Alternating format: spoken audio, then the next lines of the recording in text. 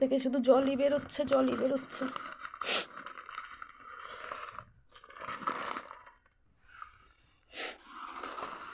এই কিছুক্ষণ আগে আমি এই বাস্কেটটার মধ্যেই ওকে নিয়ে গেলাম, তখন ওর মধ্যে প্রাণ ছিল।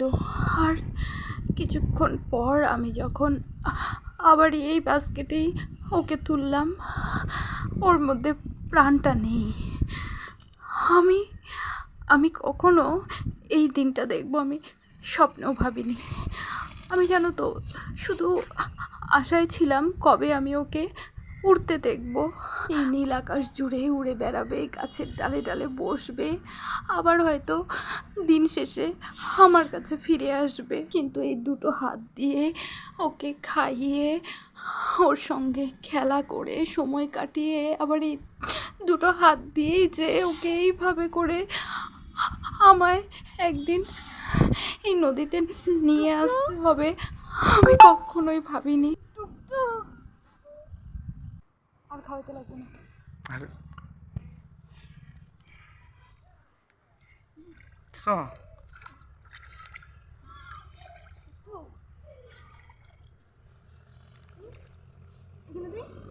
একটু যেতে পারলে যাও, বেশি দূরে যাও না, তাই বলে আবার। হ্যাঁ দেও, ছেড়ে ভাসিয়ে দাও, ওই সাইডে ওইদিকে মুখ করে। হ্যাঁ ওইদিকে মুখ করে ভাসাও, নদীর ওদিকে যেতেছে তো।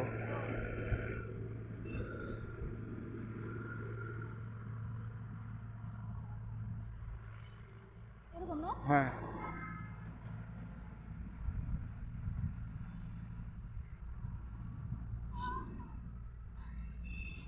এখানে যাবে না।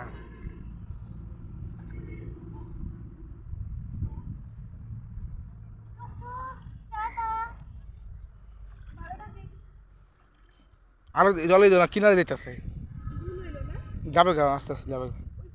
আমার টুকটুকটা নীল আকাশটা পেল ঠিকই, তবে উড়ে বেড়ানোর জন্যে নয়। নীল আকাশের নিচে মা গঙ্গার কোলে জায়গা হলো ওর। আর বলে কি হবে, যার যাওয়ার সাথে গেছেই গিয়ে। যদি পারো যাওয়ার পরে রাস্তাটা যেটা আছে না, ওইটার একটু শান্তি দিই। থাকতে তো শান্তি দিলি না। ঘণ্টাখানিক আগেও যখন বাড়িতে ফিরলাম ওকে নিয়ে এই বাস্কেটটায়, ও তখন জীবিত ছিল। আর এখন খালি একটা বাস্কেট নিয়ে সোজা চলে এলাম স্নান করতে। আমার সোনাকে আমি শেষ বিদায় দিয়ে আসলাম মা গঙ্গার কোলে। প্রতিদিন এই দুটো হাত দিয়ে ওকে খাইয়েছি। ওকে প্রথম দিন জলও কিন্তু আমি আমার হাতেই খাইয়েছিলাম।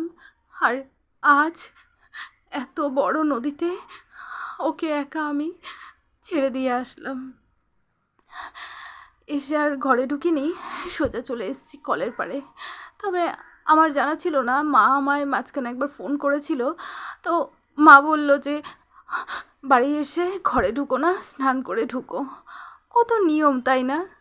ভালোবাসতাম, প্রাণের পাখি ছিল আমার। ওকে ভাসিয়ে দিয়ে মন মানসিকতা যাই থাকুক না কেন, নিয়ম আমাদের পিছন ছাড়ে না বলো। যে পর্যন্ত বেঁচে আছি কত নিয়ম। আর যেই মুহূর্তে আমাদের চোখ চিরতরে বন্ধ হয়ে যায়, তখন আমরা সব বাধা, নিয়ম সমস্তটার থেকেই মুক্ত হয়ে যাই চিরতরে। আজ আমি এই কলের পাড়ে স্নান করতে এসেছি, আর বারে বারে টুকটুকের কথাই মনে পড়ছে। কারণ আজ মঙ্গলবার, আজ আবার ওকে স্নান করানোর কথা ভাবছিলাম। ওকে পেয়েছিলাম গত মঙ্গলবারে, তো গত শনিবার দিন ওকে আমি স্নান করিয়েছিলাম। আর আজ আবার মঙ্গলবার, তো মাঝখানে বেশ কতগুলো দিন কেটে গেছে। তো ভাবলাম যে আজকেই স্নান করাবো। আর দেখো, স্নান তো করাতে পারলাম না, ওকে আমি ভাসিয়ে দিয়ে আসলাম। আমি এই জীবনে আর কখনো আমি কোনো পশু মনে হয় না পালবো করে। তবে এটাও আমার পালার কথা ছিল না। আমি ভেবেছিলাম যে পাখি মানে ও ডানা মেলে নীল আকাশে উড়ে বেড়াবে, গাছের ডালে ডালে ঘুরে বেড়াবে, থাকবে, ওটাই তো ওদের বাড়ি, তো ওখানেই ও ভালো থাকবে। তো এসেছে যখন, ওকে রাখি কটা দিন, যে পর্যন্ত না উঠতে পারে, ওকে খাওয়া, ওকে দেখরেখ করা সবই করব, কিন্তু যখনই ও উঠতে পারবে ওকে আমি ছেড়ে দেব। কিন্তু ওকে ওড়ার আগেই যে এইভাবে আমার ভাসিয়ে দিতে হবে, এটা আমি ভাবিনি, এটা আমি কোনো দিনই ভাবিনি।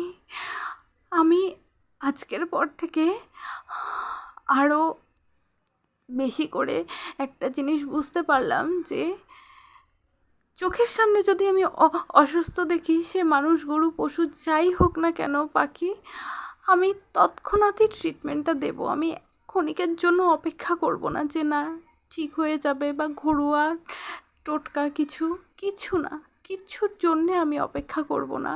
এই জায়গাটায় হতাশ হয়ে তাই ভাবছিলাম যে এই সেই কলের পার, যেখানে একটা সময় আমি নিজের হাতে ওকে স্নান করিয়েছি, আর আজ ওকে ভাসিয়ে এসে আমাকে স্নান করতে হচ্ছে। ভিতরটা না খালি এমনভাবে হলো, যে খালিটা আর কোনো দিনই কিছু দিয়ে ভরতে পারবো না আমি।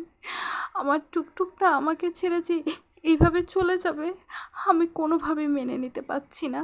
খুব ভেবেছিলাম যে ভবিষ্যতে যখন আমার পরিবারটা বাড়বে, তখন আমি পাখি পালবো, কারণ এখন তো মা আমি দুজনায়, তো দুজনায় একসঙ্গে যখন কোথাও যাই, তখন আমাদের পাখিকে কে দেখবে।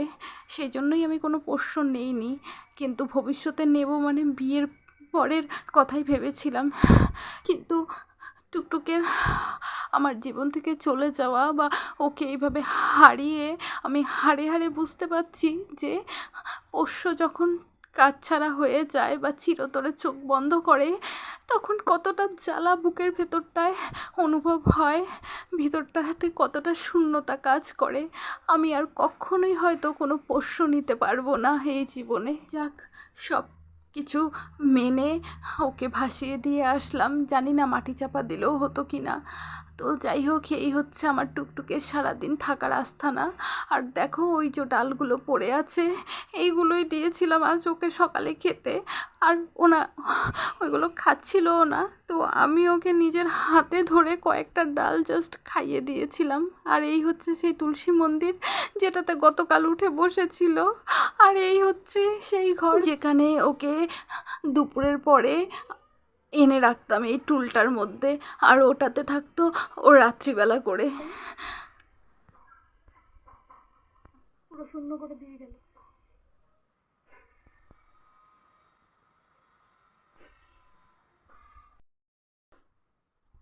এই সেই বাটি, জল, ওষুধ,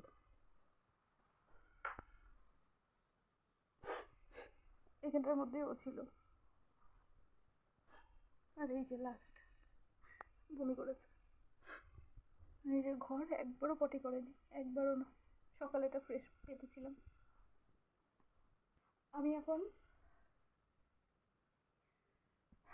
জামাটা ছাড়বো, ছেড়ে, আজকে মঙ্গলবার, বজরংবলির দিন, আজকে টুকটুকের নামে চালিকাটা পাঠ করবো, যাতে ওর আত্মার সদ্গতি